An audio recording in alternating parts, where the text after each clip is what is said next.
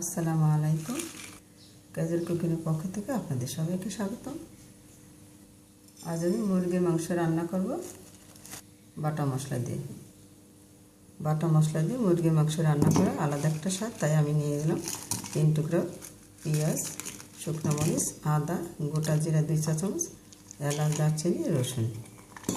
পরিমাণ মতো পানি দিয়ে মিক্সার জারে নিয়ে নিলাম, আমি ম্যাশ করে নেব। কড়াইতে পরিমাণ মতো তেল দিয়ে দিচ্ছি এলাচ, দারচিনি, তেজপাতা। নেড়ে চেড়ে একটু ভেজে নিলাম। দিয়ে দিচ্ছি একটা টমেটো কুচি। টমেটো কুচিটা ভেজে নিলাম। এবার দিয়ে দিচ্ছি বাটা মশলা। সামান্য একটু পানিও দিয়ে দিচ্ছি। দিয়ে দিয়ে দিলাম অথবা রং অনুযায়ী।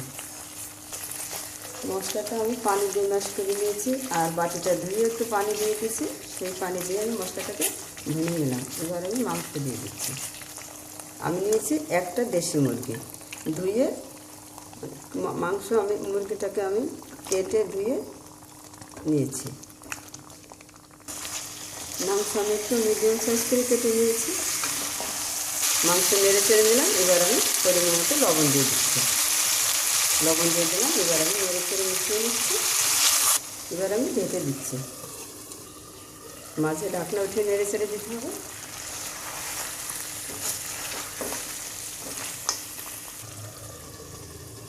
ঢেকে দিলাম।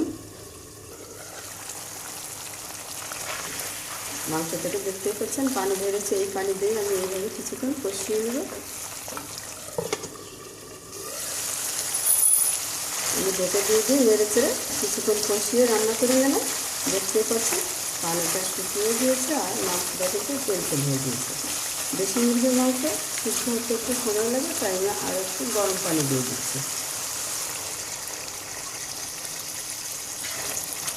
পানি হাফ কাপের 1 কাপের মতো পানি দিয়ে দিলাম। ঢেকে দিচ্ছি।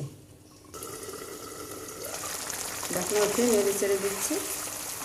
নেড়ে চেড়ে দিলাম। এবার আমি দিয়ে দিচ্ছি 2টো আলু দিয়ে দিলাম। সামান্য লবণ দিয়ে দিলাম। এবার নেড়ে চেড়ে মিশিয়ে নিচ্ছি। এবার আমি ঢেকে দেবো, আর কিছুক্ষণ পর ঢাকনা উঠে নেড়ে চেড়ে মাংস সিদ্ধ করে নেব। আমি নেড়ে চেড়ে মাংস রান্না করে সিদ্ধ করে নিলাম। আলুও প্রায় সিদ্ধ হয়ে গিয়েছে। এবার আমি দিয়ে দিচ্ছি গরম পানি। নেড়ে চেড়ে নিচ্ছে। আমি পরিমাণ মতো ঝোলের পানি দিয়ে দিলাম। দিয়ে দিচ্ছি 4-5টা কাঁচামরিচ। এবার আমি ঢেকে দিয়ে আর কিছুক্ষণ রান্না করব। দিয়ে দিচ্ছি সামান্য গরম মশলা। নেড়ে ছেড়ে দিলাম। আর একবার ঢেকে দিচ্ছি।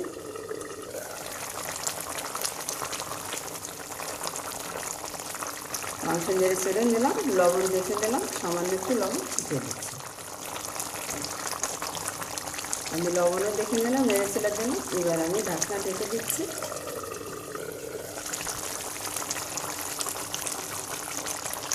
মাংস আলু নেড়ে ছেড়ে দিলাম। রান্নাটাও হয়ে গিয়েছে। এবার আমি চুলার আঁচটাকে লোতে রেখে কিছুক্ষণ নামিয়ে নেব। আমি রান্না করে নিলাম দেশি মুরগির আলু দিয়ে ঝোল। সহজেই রান্না করে নিলাম বেশি স্বাদে দেশি মুরগির আলু দিয়ে লাল ঝোল। ভিডিওটা দেখার জন্য আপনাদের সবাইকে ধন্যবাদ। ভালো থাকুন, সুস্থ থাকুন। আল্লাহ হাফেজ।